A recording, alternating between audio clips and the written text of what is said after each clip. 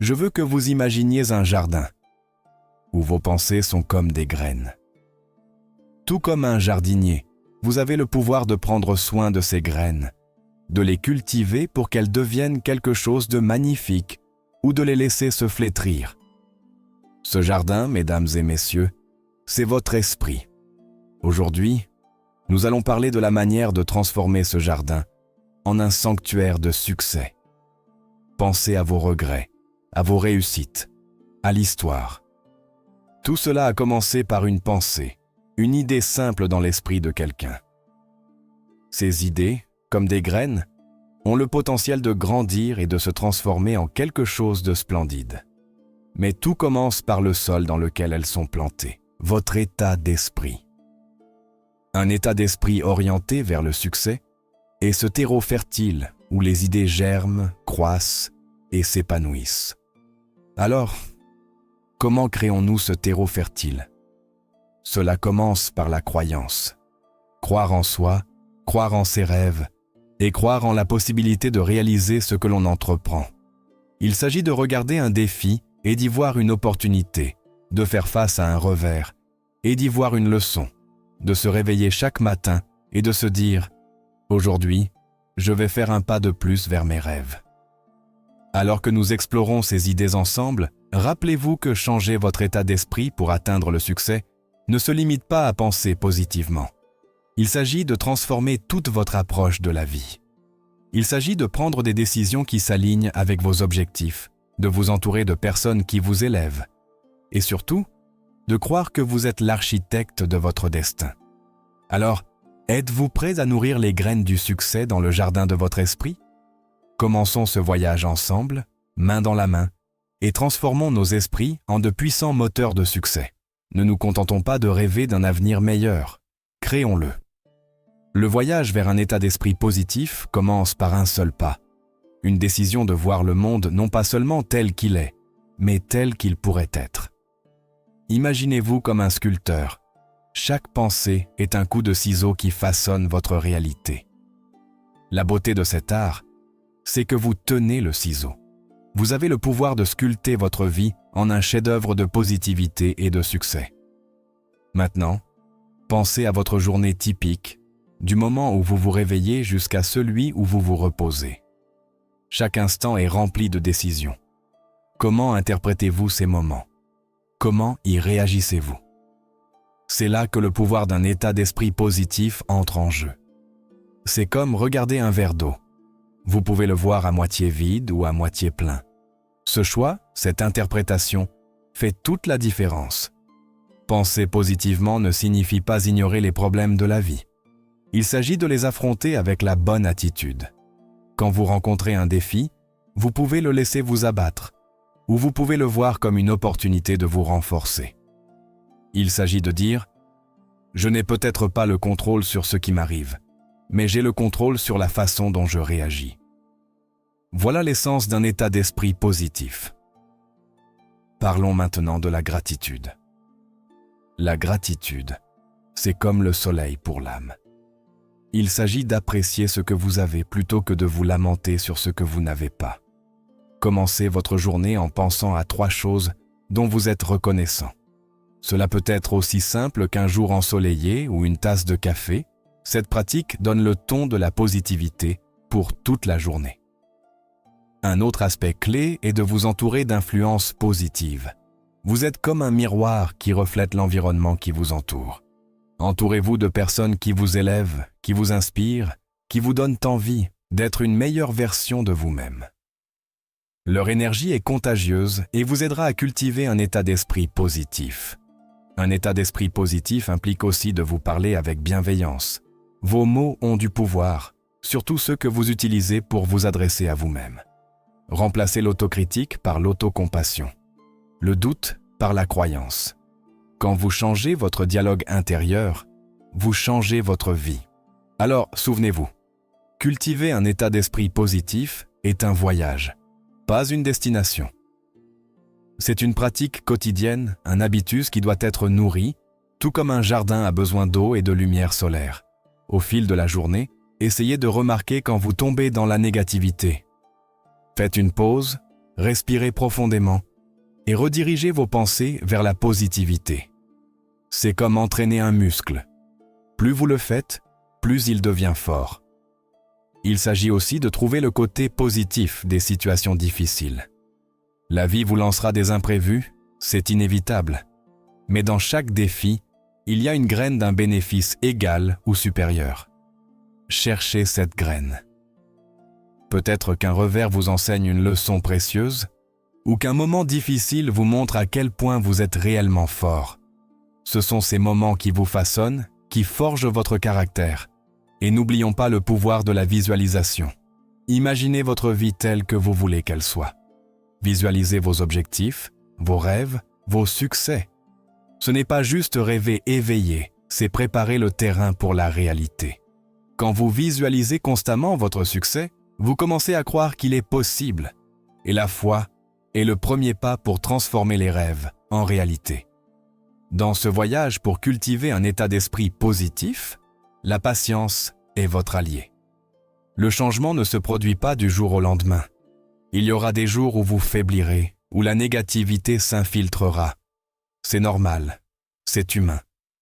Ce qui compte, c'est que vous le reconnaissiez et que vous vous rameniez doucement sur le bon chemin. Enfin, souvenez-vous de répandre la positivité autour de vous. Un mot gentil, un sourire, une main tendue, ces petits actes de bonté élèvent non seulement les autres, mais aussi vous-même. La positivité, comme le rire, est contagieuse. Répandez-la généreusement. En terminant cette partie de notre voyage, rappelez-vous qu'un état d'esprit positif est un choix, un habitus, une manière de vivre. C'est la fondation sur laquelle le succès se construit. Avec chaque pensée positive, vous êtes un pas plus près de transformer vos rêves en réalité. Alors, continuez à sculpter, continuez à façonner votre vie en ce chef-d'œuvre que vous imaginez. Le pouvoir est entre vos mains, dans vos pensées.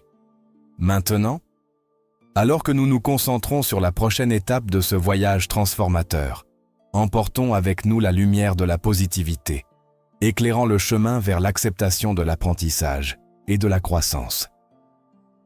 Alors que nous poursuivons ce voyage de transformation de nos esprits, tournons notre attention vers un aspect vital du succès. Accepter l'apprentissage et la croissance. Il s'agit de comprendre que la vie est une leçon continue et que chaque expérience, bonne ou mauvaise, fait partie de cette salle de classe que nous appelons la vie. Pensez à la dernière fois que vous avez appris quelque chose de nouveau. Peut-être que cela a été un défi au début, n'est-ce pas? Mais à mesure que vous avez persévéré, vous vous êtes amélioré. C'est de cela qu'il s'agit avec l'apprentissage et la croissance. Ne pas avoir peur d'essayer, de faire des erreurs et de continuer à s'améliorer. Chaque pas en avant, aussi petit soit-il, est un progrès. Parlons maintenant de la valeur des expériences. La vie vous présentera différents scénarios. Certains seront heureux, d'autres exigeants. Mais chacune de ces expériences est comme une pièce de puzzle qui s'intègre dans le grand tableau de votre vie. Le secret, c'est de prendre chaque expérience et de se demander « Que puis-je apprendre de cela ?» Il ne s'agit pas du problème, mais de la solution que vous trouvez et des leçons que vous en tirez. Et rappelez-vous que la croissance ne se résume pas toujours à faire. Parfois, il s'agit de réfléchir. Il s'agit de prendre du recul et de regarder votre vie de loin. Demandez-vous, où vais-je? Est-ce le chemin que je veux suivre? La réflexion vous donne l'opportunité d'apprendre de votre passé et de façonner votre avenir. Considérons aussi les personnes qui nous entourent. Chaque personne que vous rencontrez sait quelque chose que vous ignorez. Il y a de la sagesse à écouter leurs histoires, leurs expériences, leurs leçons. C'est comme collecter des fragments de sagesse qui peuvent vous guider sur votre chemin vers le succès. Mais la croissance ne se limite pas à apprendre des autres. Il s'agit aussi de découverte de soi. Il s'agit de poser des questions difficiles et d'y répondre honnêtement. Il s'agit de reconnaître vos forces et de travailler sur vos faiblesses. Cette conscience de soi est une étape clé dans la croissance personnelle. Et à mesure que nous grandissons, n'oublions pas de célébrer nos victoires, aussi petites soient-elles. Chaque fois que vous apprenez quelque chose de nouveau, chaque fois que vous surmontez un défi, prenez un moment pour le reconnaître. Ces petites célébrations vous maintiennent motivé et vous rappellent jusqu'où vous êtes allé. Un autre aspect important de l'apprentissage et de la croissance est l'adaptabilité. Le monde change constamment et être adaptable signifie pouvoir encaisser les coups. Il s'agit d'être ouvert à de nouvelles idées, de nouvelles façons de faire les choses, de nouvelles opportunités. Les personnes adaptables sont celles qui prospèrent dans le changement, plutôt que d'être submergées par lui. Dans ce voyage d'acceptation, d'apprentissage et de croissance, soyons patients avec nous-mêmes. La croissance prend du temps. C'est comme planter un arbre, vous l'arrosez, vous en prenez soin, mais il faut quand même du temps pour qu'il grandisse. Soyez donc patient avec votre croissance et ayez confiance que chaque effort vous rapproche d'un pas. En conclusion, accepter l'apprentissage et la croissance, c'est être un étudiant de la vie. C'est être curieux, ouvert d'esprit et résilient. C'est comprendre que le chemin vers le succès n'est pas une ligne droite, mais un sentier sinueux, rempli d'opportunités d'apprentissage. Rappelez-vous, plus vous apprenez, plus vous grandissez. Et plus vous grandissez, plus vous vous rapprochez de votre version du succès. Alors, continuons d'avancer dans ce voyage, avec un esprit ouvert et un cœur enthousiaste, prêt à apprendre de chaque expérience, à écouter chaque histoire et à relever chaque défi. Car au final, ce sont ces apprentissages et cette croissance qui nous transforment en les personnes réussies que nous aspirons à être. En terminant cette partie de notre voyage, préparons-nous à faire un autre pas en avant. Ensuite, nous explorerons l'art de fixer des objectifs et de visualiser le succès. Il s'agit de transformer notre nouvelle connaissance et notre croissance en une feuille de route pour réaliser nos rêves. Avançons avec les leçons que nous avons apprises et la croissance que nous avons vécue, prêts à franchir la prochaine étape vers le succès. Alors que nous poursuivons notre voyage, ayant accepté l'apprentissage et la croissance, il est temps de nous concentrer sur une étape cruciale vers le succès. Fixer des objectifs et visualiser le succès. Imaginez-vous comme un navigateur traçant un cap vers la destination de vos rêves. C'est de cela qu'il s'agit avec la fixation d'objectifs, c'est votre carte vers le succès, et la visualisation est à votre boussole qui vous guide jusque-là. Commençons par l'importance de fixer des objectifs. Les objectifs donnent une vision, une direction et un but. Ce sont comme des panneaux sur le chemin de la vie qui vous guident vers où vous voulez aller. Sans objectif, il est facile de se laisser emporter comme une feuille au vent, allant là où la vie vous mène. Mais avec des objectifs clairs, vous devenez le capitaine de votre navire, dirigeant délibérément vers votre destination. Alors, comment fixer des objectifs efficaces ? Il ne s'agit pas juste de dire « je veux réussir ». Il s'agit d'être spécifique. Pensez-y ainsi. Si vous partez en voyage, vous ne diriez pas simplement « je vais quelque part ». Vous planifiez exactement où vous allez, comment vous y arriverez et ce que vous ferez. C'est ainsi que vous devez aborder la fixation d'objectifs. Vos objectifs doivent être clairs, mesurables et atteignables. Ils doivent vous inspirer et être quelque chose qui vous passionne vraiment. Mais fixer des objectifs n'est qu'une partie du chemin. L'étape suivante est de visualiser votre succès.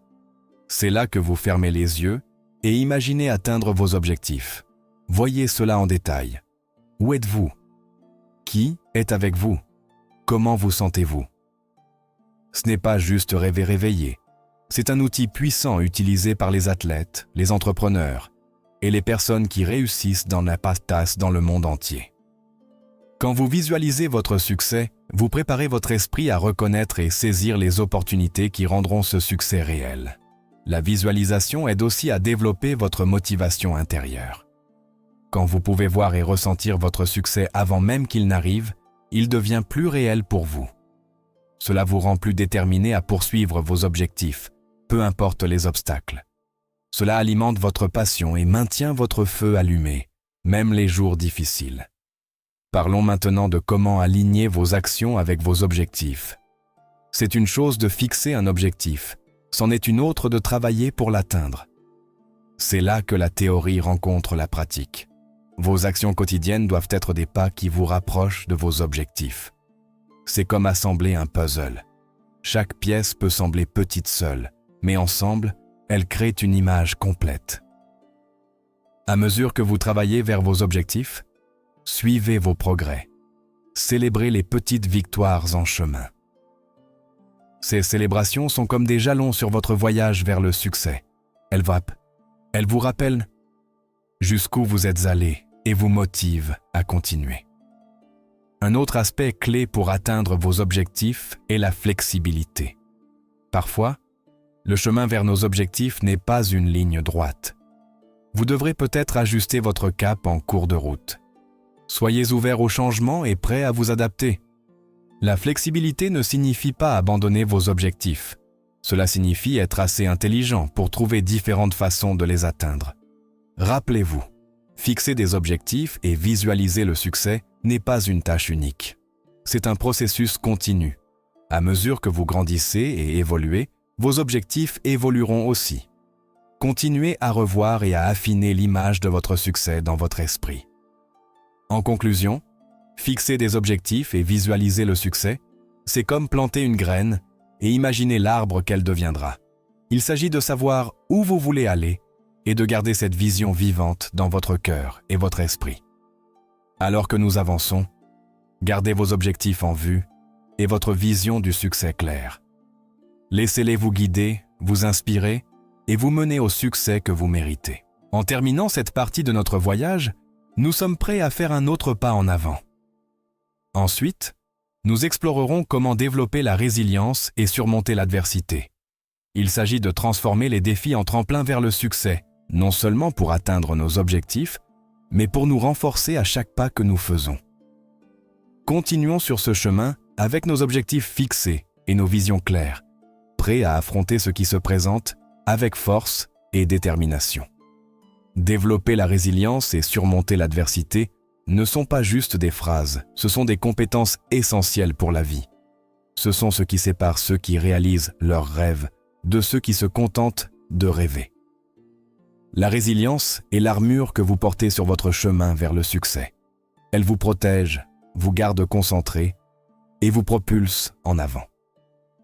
Pensez à la résilience comme à un voyage, pas une destination. C'est un processus d'apprendre à affronter les défis, à s'adapter aux revers et à en sortir plus fort. Cela commence par une attitude mentale, une croyance en soi-même.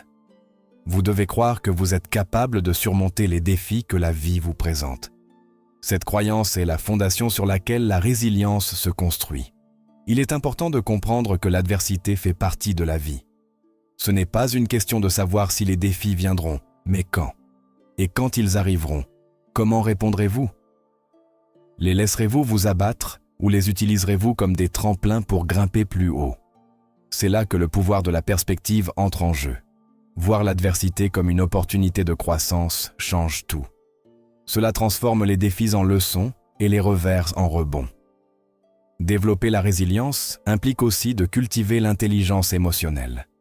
Il s'agit de gérer vos émotions, de les comprendre et de les utiliser à votre avantage. Quand vous faites face à l'adversité, il est facile de se sentir submergé par des émotions comme la peur, la colère ou la frustration. Mais en reconnaissant et en gérant ces émotions, vous pouvez rester calme et concentré, ce qui vous permet de penser plus clairement et de trouver des solutions à vos problèmes. Ne sous-estimez pas le pouvoir de la persévérance. La résilience ne consiste pas seulement à se relever, mais à continuer d'avancer même quand les choses sont difficiles. Il s'agit d'avoir la ténacité de persévérer, même quand chaque fibre de votre être veut abandonner. Cette persévérance est alimentée par la passion et le but. Quand vous avez une vision claire de ce que vous voulez accomplir, il devient plus facile de continuer dans les moments difficiles. Un autre aspect crucial de la résilience est d'apprendre des échecs. L'échec n'est pas l'opposé du succès. Il en fait partie. Chaque échec est une leçon, une opportunité d'apprendre et de grandir. Au lieu de craindre l'échec, acceptez-le.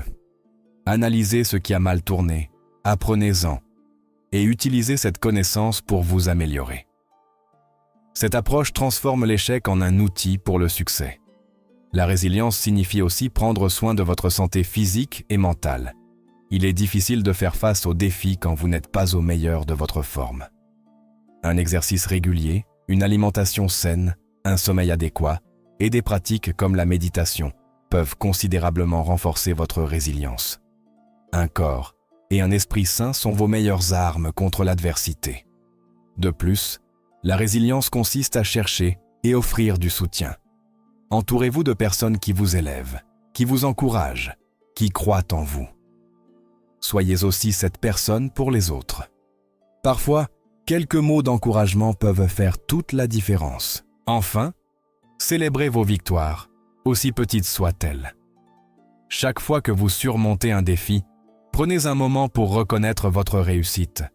Cela renforce non seulement votre confiance, mais aussi votre capacité à affronter les défis futurs. Pour conclure cette partie de notre voyage, rappelez-vous que développer la résilience et surmonter l'adversité sont des étapes sur le chemin du succès. Elles vous rendent qu'au plus fort, plus capable, prêt à affronter le monde. Alors que nous nous préparons à avancer vers la prochaine partie de notre voyage, cultiver des relations et établir des réseaux.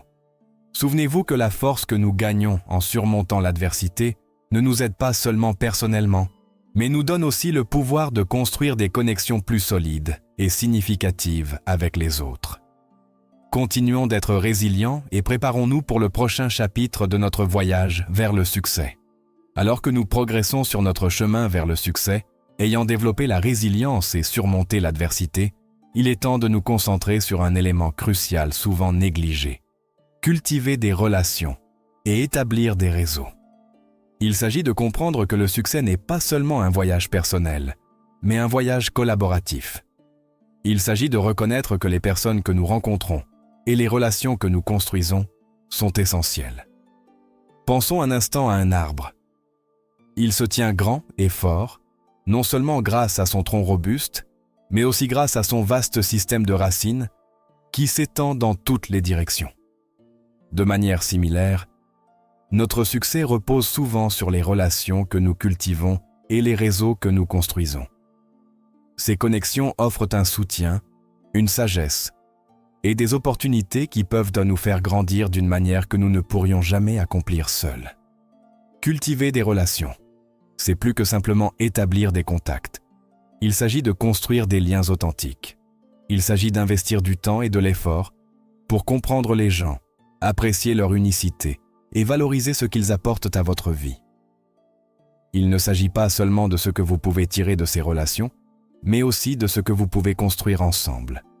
Des relations solides commencent par l'empathie et l'écoute. Il s'agit d'écouter vraiment ce que les autres disent, de comprendre leurs perspectives et de montrer un intérêt sincère pour leur vie.